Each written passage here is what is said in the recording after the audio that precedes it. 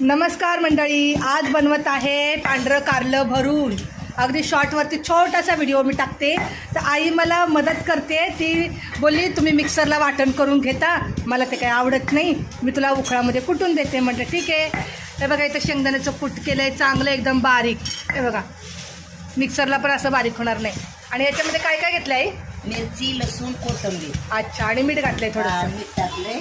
आता ह्यामध्ये काय टाकायचे माहितीये का? हां धनिया पावडर टाकायची हां आणि हळद, मीठ. आणि थोडंसं कमी पडलं तर मीठ टाकायचं. बरं, तोपर्यंत मी हे कारली चिरून घेते. तर शेंगदाण्याचं कूट आणि मिरचीचा खरडा तयार आहे. ह्याच्यामध्ये घालूया आपण हळद. ह्याच्यामध्ये टाकूया आपण धना पावडर, अर्धा चम्मच घेतलेला आहे.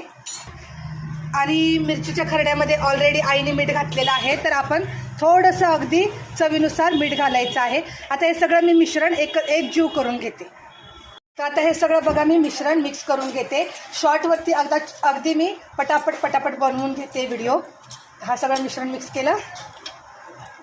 तर बघा हे कारलं मी असं चिरून घेतलं आहे, म्हणजे जसं आपण वांगं चिरून घेतो तसं, ह्या साईडनी पण आणि ह्या साईडनी पण. तर आता हे कारलं मी असं भरून घेते, असं व्यवस्थित भरून घ्यायचं.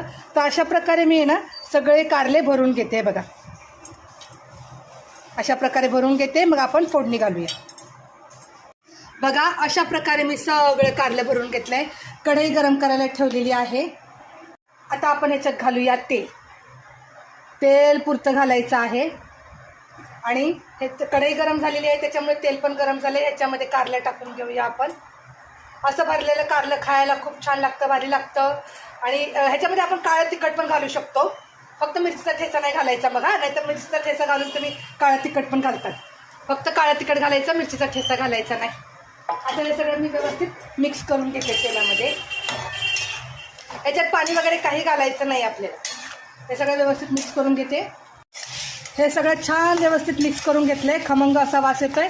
आता ह्याच्यावर मी आहे ना प्लेट झाकून ठेवते आणि मस्त गॅस कमी करून आपण वाफेवरती हे कारलं शिजू द्यायचं आहे.